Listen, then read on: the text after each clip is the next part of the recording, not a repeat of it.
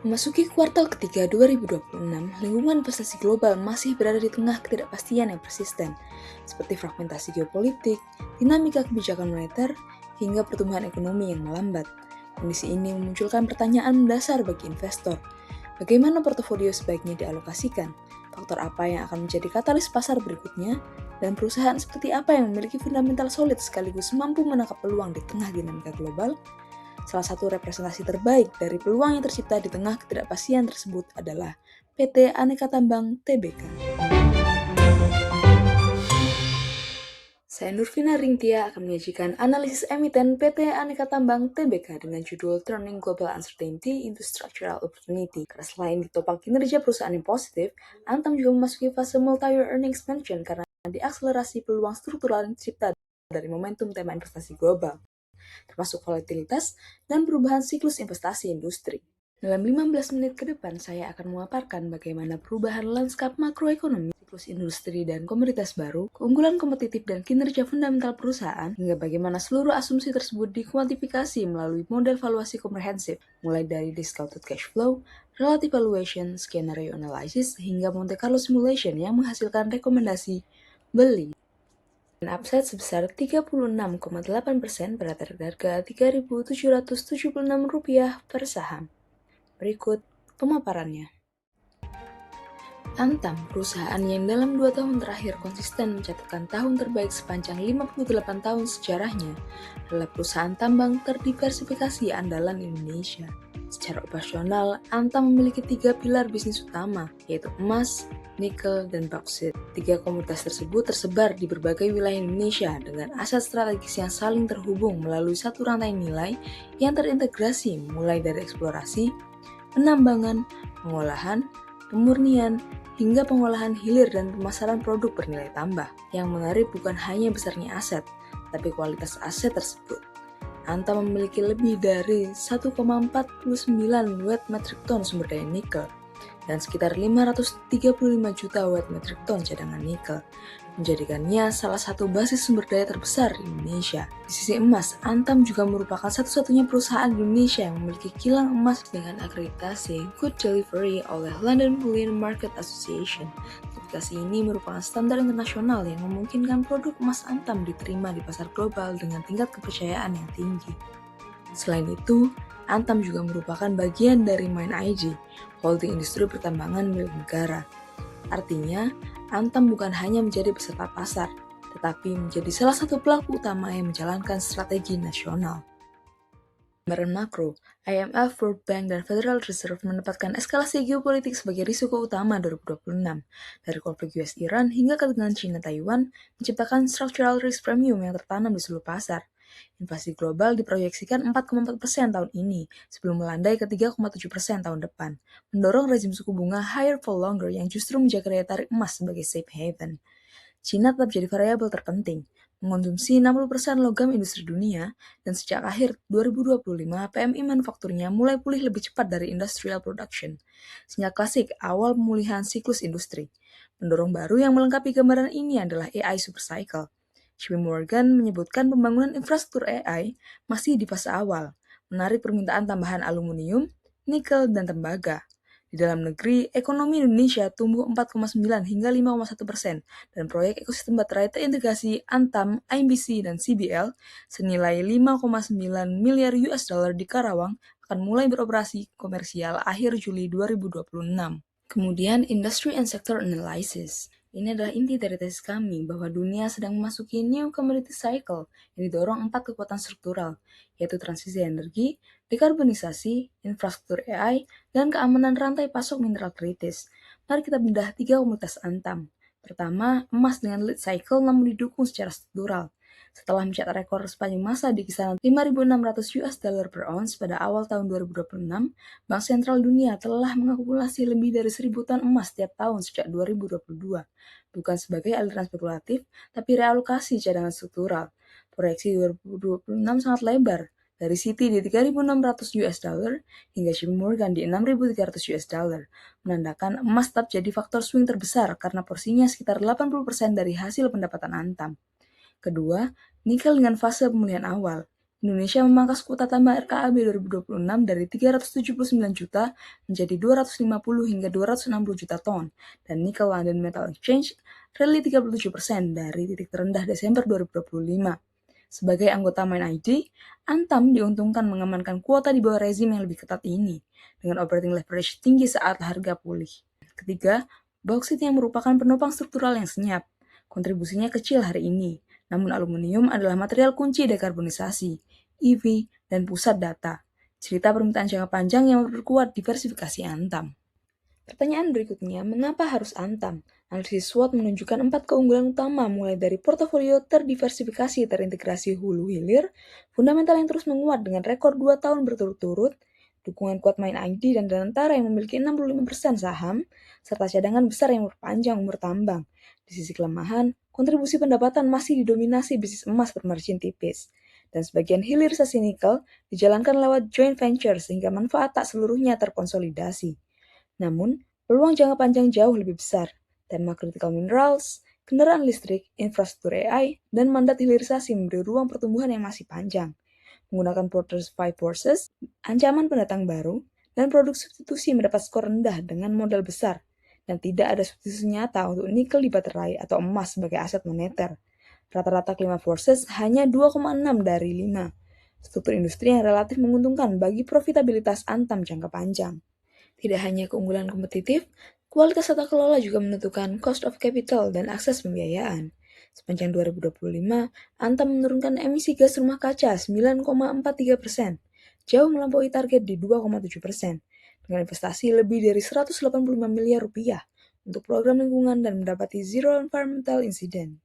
Dari sisi sosial, Antam mencatat zero fatal deaths sepanjang tahun.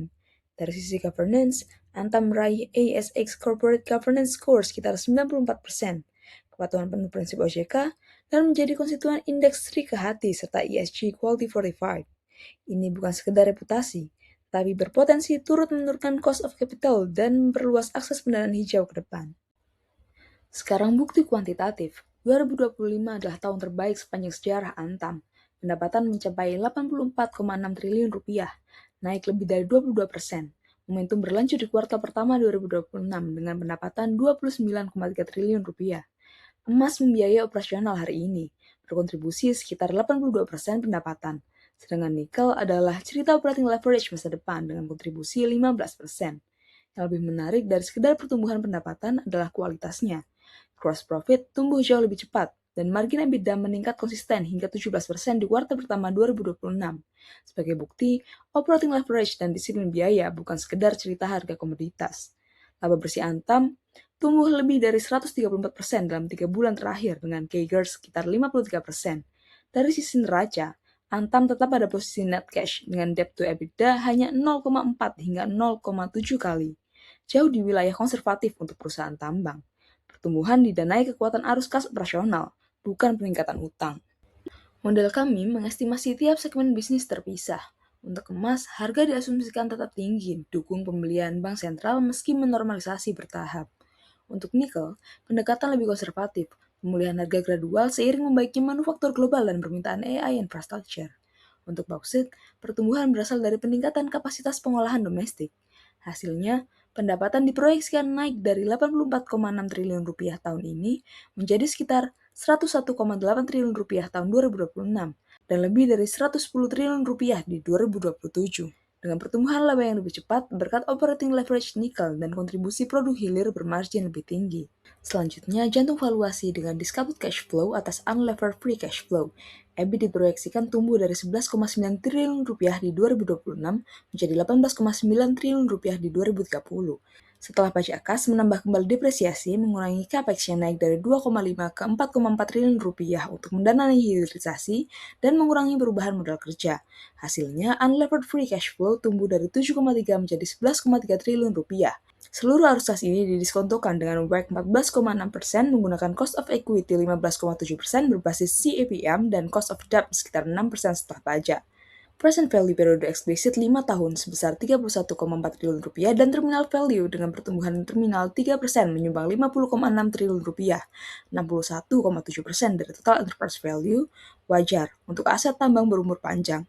Hasil akhirnya, Enterprise value sekitar 82 triliun rupiah dikurangi utang ditambah kas menghasilkan equity value 81 triliun rupiah atau 3.370 rupiah per saham. Sebagai pembanding, relative valuation menggunakan PE, PBV, dan EV to EBITDA terhadap peer menghasilkan 4.466 rupiah per saham. Jauh lebih tinggi karena pasar masih memberi commodity discount terhadap Antam. Untuk memastikan hasil tidak bergantung satu asumsi, dilakukan uji dengan 3 skenario. Skenario bear, emas terkoreksi 20%, nikel turun 15%, menghasilkan nilai intrinsik Rp1.697. Skenario base menghasilkan Rp3.370. Skenario bull dengan harga emas tetap tinggi, dengan nikel berakselerasi hilirisasi optimal menghasilkan Rp5.644. Selain itu, dilakukan sensitivity analysis untuk mengevaluasi seberapa sensitif nilai intrinsik Antam terhadap perubahan asumsi-asumsi utama dalam model evaluasi. Berdasarkan Tornado Chart dan Spider Sensitivity Analysis, terlihat bahwa variabel yang memberikan pengaruh paling besar terhadap fair value adalah cost of goods sold, diikuti oleh weighted average cost of capital, pendapatan, sementara perubahan pada capex dan terminal growth memberikan dampak yang relatif terbatas. Temuan ini menunjukkan bahwa efisiensi operasional merupakan faktor yang paling menentukan dalam penciptaan nilai perusahaan. Dengan karakteristik bisnis pertambangan yang memiliki operating leverage tinggi, perubahan kecil pada biaya produksi dapat menghasilkan perubahan yang jauh lebih besar terhadap arus kas dan nilai intrinsik perusahaan. Dan untuk memastikan bahwa hasil valuasi tidak bergantung pada satu kombinasi asumsi tertentu, dilakukan Monte Carlo Simulation dengan ribuan kombinasi dengan mengacak berbagai variabel utama secara simultan, termasuk harga komoditas, pendapatan, margin operasional, WACC, dan terminal growth. Hasil simulasi menunjukkan probabilitas sekitar 94,5% bahwa nilai intrinsik Antam berada di atas harga pasar saat ini.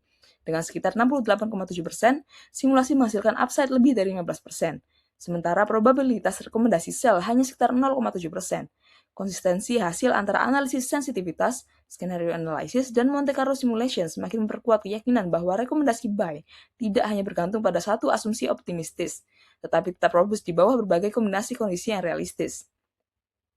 Setiap keputusan investasi disertai risiko.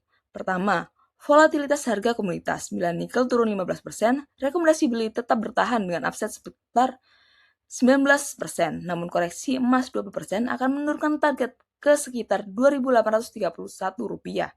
Praktis, nilai wajar, dan menurunkan rating ke hold. Diversifikasi emas nikel saling mengimbangi risiko ini secara alami. Kedua, risiko kebijakan seperti perubahan RKAB atau royalti, namun sebagai anggota Main ID, Antam relatif lebih adaptif.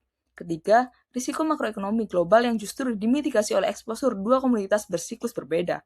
Keempat, execution risk dari proyek hilirisasi dan ekosistem baterai yang membutuhkan waktu implementasi panjang. Kelima, valuation risk yang telah kami uji lewat sensitivity, skenario, dan Monte Carlo. Risiko-risiko ini perlu diperhatikan, namun belum cukup kuat untuk mengubah rekomendasi beli. Selain fundamental, analisis teknikal membantu menentukan timing. Fundamental analysis tell us what to buy, technical analysis tell us when. Pergerakan Antam saat ini berada dalam fase konsolidasi setelah rally yang kuat. Tekanan jual mulai melemah dan terbentuk potensi akumulasi. Area Rp2.700 hingga Rp2.800 menjadi support kuat, sementara level di atas Rp3.000 menjadi resisten psikologis berikutnya. Menawarkan risk-reward ratio menarik bagi investor horizon menengah panjang. Kesimpulannya, Antam adalah kombinasi langka. Eksposur emas sebagai aset safe haven, nikel dan bauxit sebagai critical minerals fondasi transisi energi dan AI infrastructure, cadangan mineral besar, posisi strategis dalam agenda hilirisasi nasional, dan fundamental yang terus menguat. Dengan valuasi yang masih di bawah nilai intrinsiknya, rekomendasi resmi kami adalah beli dengan target harga Rp3.776 per saham, mencerminkan upside 36,8% dari harga acuan Rp2.760 dalam 12 bulan ke depan. Perlu dicatat, dengan saham kini diperdagangkan lebih dekat ke area Rp3.000 hingga Rp3.200, upside tersebut telah mengecil menjadi sekitar 18 hingga 26% dari level saat ini. 3 hal yang patut dipantau adalah peresmian proyek ekosistem baterai Karawang akhir Juli ini, hasil tinjauan kuota RKAB pertengahan tahun, dan keberlanjutan permintaan struktural emas. Jika ketiganya berjalan sesuai ekspektasi, ini adalah saham dengan kekuatan laba multi tahun yang genuine masih di depan. Terima kasih.